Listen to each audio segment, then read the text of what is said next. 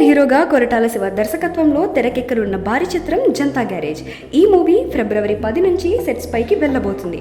ఇప్పటికే ఈ సినిమాలో మలయాళ సూపర్ స్టార్ మోహన్ లాల్ తో పాటు మలయాళ బ్యూటీ నిత్యా మీనన్ కూడా కీలక పాత్ర పోషిస్తున్నారు.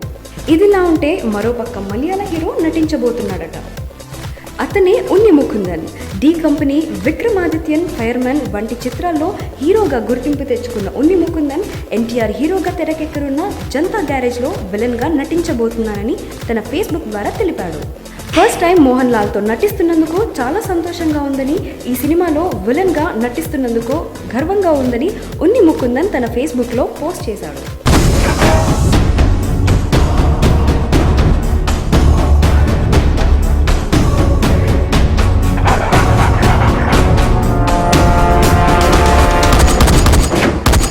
ఈ కోపం, పగ, ద్వేషం ఇవేవి శాశ్వతం కాదు.